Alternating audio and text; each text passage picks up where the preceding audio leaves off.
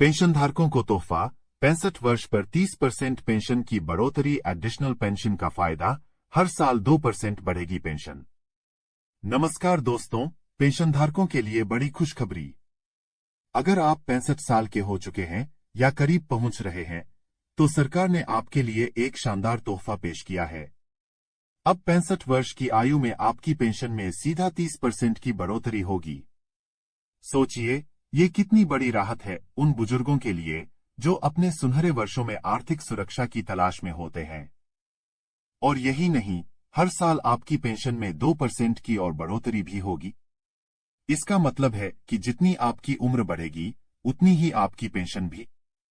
इस वीडियो में हम आपको बताएंगे कि कैसे इस अतिरिक्त पेंशन का फायदा उठाया जा सकता है, किसे ये लाभ मिलेगा और इसके लिए आपको क्या करना होगा। अगर आप या आपके परिवार में कोई पेंशनधारक हैं, तो यह वीडियो आपके लिए है।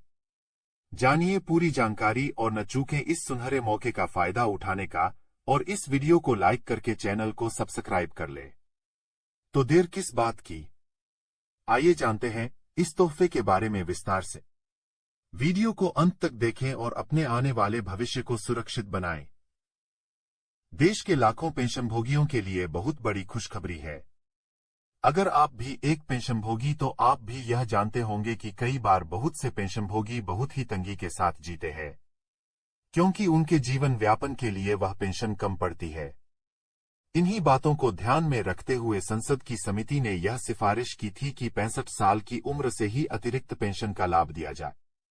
वर्तमान के नियमों के अनुसार जब पेंशनभोगी की आयु 80 वर्ष हो जाती है, तो उनकी पेंशन में 20% की बढ़ोतरी की जाती है। लेकिन काफी कम पेंशनभोगी ही 80 वर्ष की आयु तक पहुंच पाते हैं, इसलिए इस नियम का कोई अधिक लाभ नहीं होता है। आप सभी को यह बता दें कि पेंशनधारकों की कठिनाइयों को ध्यान में रखते हुए संसदीय समिति ने केंद्र सरकार को एक अतिरिक्त पेंशन के लिए सुझाव दिए थे, जिसमें पहला सुझाव यह दिया गया था कि हर वर्ष पेंशन में 1% की बढ़ोतरी हो। वहीं दूसरा सुझाव यह था कि अगर सरकार हर वर्ष 1% बढ़ोतरी करने में असमर्थ है, तो सरकार हर 5 वर्षों में 5% की बढ़ोतरी कर सकती है। पेंशनधारकों की पेंशन बढ़ाई जाए। आप सभी यह जान लीजिए कि संसद समिति ने यह पाया है कि बहुत से पेंशनभोगी अपना जीवन काफी कठिनाइयों से काटते हैं। इसी वजह से पेंशन में बढ़ोतरी की सिफारिश की गई है, क्योंकि बाकी देशों की तुलना में भारत में पेंशन की राशि काफी कम है, जिसके कारण पेंशनभोगियों का जीवन व्यापन करना काफी मुश्किल हो जाता है। जिसको ध्यान में रखते हुए ही संसदीय समिति के द्वारा पेंशन की बढ़ोतरी के सुझाव दिए गए हैं। एडिशनल पेंशन से इस प्रकार से बढ़ेगी पेंशन। संसदीय समिति के द्वारा यह सुझाव दिया गया था कि 65 साल से ही सभी पेंशन धारकों की पेंशन में 5% की बढ़ोतरी किया जाए।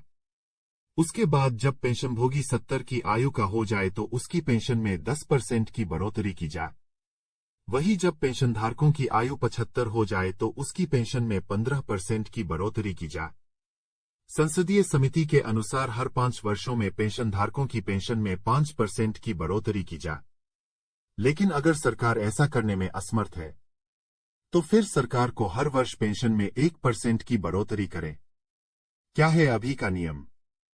वर्तमान नियमों के अनुसार 80 वर्ष की आयु पूरी करने पर पेंशन में 20% की वृद्धि की जाती है, 85 वर्ष की आयु पर 30% की वृद्धि होती है और 90 वर्ष की आयु पर 40% की वृद्धि की जाती है। 100 वर्ष की आयु पूरी करने पर पेंशन दोगुनी हो जाती है। आप सभी को यह बता दें कि संसदीय समिति की सिफारिश के अनुसार अगर एडिशनल पेंशन के अनुसार पेंशन में बढ़ोतरी होती है, तो पेंशनभोगी की पेंशन में 65 साल से ही 5% की बढ़ोतरी होगी। उसके बाद जब लाभार्थी की आयु 70 वर्ष होगी तो 10% की बढ़ोतरी की जाएगी।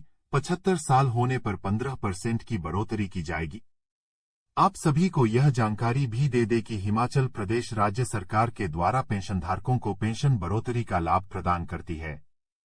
हिमाचल में पेंशनभोगी की 65 वर्ष की आयु में उसकी पेंशन में 5% बढ़ोतरी होती है और 70 साल की उम्र पर 10% बढ़ोतरी की जाती है। राजस्थान में पेंशनभोगियों को 75 साल की उम्र पर 10% की बढ़ोतरी दी जाती है, लेकिन अभी तक केंद्र सरकार के द्वारा इसको लागू नहीं किया गया है। इसी वजह से पेंशनभोगी केंद्र सरकार से पेंशन में बढ़ोतरी की मांग कर रहे हैं। सभी पेंशनभोगियों का यह कहना है, जब राज्य सरकार ऐसा करने में सक्षम है तो केंद्र सरकार को भी यह नियम अपनाना चाहिए। हाईकोर्ट भी दे चुकी है इस प्रकार से बढ़ोतरी करने का निर्णय। गुवाहाटी हाईकोर्ट के द्वारा यह फैसला किया गया है कि पेंशनधारकों की पेंशन 79 साल की उम्र पूरी करते ही बढ़ानी चाहिए। केवल यह ही नहीं बल्कि मद्रास हाईकोर्ट के द्वारा भी इसका समर्थन किया गया और दिल्ली एएफटी ने भी इस पर अपनी मुहर लगाई। इतनी चीजें होने के बाद भी अभी तक केंद्र सरकार इस पर निर्णय लेने में असमर्थ हुई है। केंद्र सरकार का बड़ा फैसला। आप सभी को यह बता दें कि संसदीय समिति की सिफारिश के बाद केंद्र सरकार के द्वारा सभी विभागों से पेंशनभोगियों का डाटा मांगा था। इसमें यह जानकारी थी कि कितने पेंशनभोगी 65, 70 और 75 साल के हैं। सभी विभागों के द्वारा यह डाटा केंद्र सरकार को सौंप दिया गया था। इसे मंजूरी के लिए वे विभाग के पास भेजा गया है। वे विभाग से जल्द ही मंजूरी मिल जाने की उम्मीद है। जब से नई सरकार का गठन हुआ है, इसके पश्चात सभी पेंशनधारकों को इसका लाभ प्राप्त हो सकता है। लोकसभा चुनाव के परिणामों के बाद केंद्र सरकार पेंशनभोगियों की अनदेखी नहीं कर सकती और इस निर्णय पर मुहर लगा सकती है। सरकारी कर्मचारियों को बड़ा झटका। अब संभव नहीं पुरानी पेंशन व्यवस्था, वित्त सचिव सोमनाथन ने दिया बयान। वित्त सचिव टीवी सोमनाथन ने हाल ही में बताया कि पुरानी पेंशन व्यवस्था को वित्तीय कारणों से जारी रखना संभव नहीं है और यह उन नागरिकों के लिए हानिकारक होगा जो सरकारी नौकरी में नहीं है। इसके अलावा उन्होंने नई पेंशन प्रणाली एनपीएस के संदर्भ में राज्य सरकारों और कर्मचारी संगठनों के साथ की गई प्रगतिशील चर्चाओं का भी उल्लेख किया। सोमनाथन ने बताया कि एनपीएस पर बनी समिति का काम अभी पूरा नहीं हुआ है। समिति कर्मचारियों की चिंताओं को ध्यान में रखते हुए विभिन्न मुद्दों पर विचार कर रही है। इनमें शामिल है पेंशन की स्थिरता। कर्मचारी चाहते हैं कि पेंशन का एक निश्चित हिस्सा सुनिश्चित हो ताकि शेयर बाजार के उतार चढ़ाव का असर न हो। महंगाई भत्ता, डीए सेवानिवृत्ति के बाद मिलने वाली पेंशन में महंगाई से निपटने के लिए डीए जैसी व्यवस्था की मांग की जा रही है। न्यूनतम पेंशन, 30 साल की सेवा पूरी न करने वाले कर्मचारियों के लिए न्यूनतम पेंशन की व्यवस्था की जरूरत है। रोजगार सृजन और कौशल विकास। वित्त सचिव ने बताया कि सरकार रोजगार सृजन और कौशल विकास के लिए कई महत्वपूर्ण कदम उठा रही है। बजट में 1000 औद्योगिक प्रशिक्षण संस्थानों (इति) को आधुनिक बनाने की योजना है, जिसमें आधुनिक मशीनरी और कामकाज के तरीकों को शामिल किया जाएगा। इसके अलावा 1 करोड़ युवाओं को कंपनियों में प्रशिक्षण देने और 20 लाख युवाओं को आईटीआई में प्रशिक्षण देने की घोषणा की गई है। बजट 2024 में रोजगार और पूंजीगत निवेश। वित्त मंत्री निर्मला सीतारमण द्वारा पेश बजट 2024 में संगठित क्षेत्र में आने वाले नए कामगारों के लिए कर्मचारी भविष्य निधि संगठन ईपीएफओ के माध्यम से 3 योजनाओं की घोषणा की गई है। इन योजनाओं के लिए 1.07 लाख करोड़ रुपए का प्रावधान किया गया है, जिससे अगले 5 साल में 2.90 लाख लोगों को रोजगार मिलने की उम्मीद है।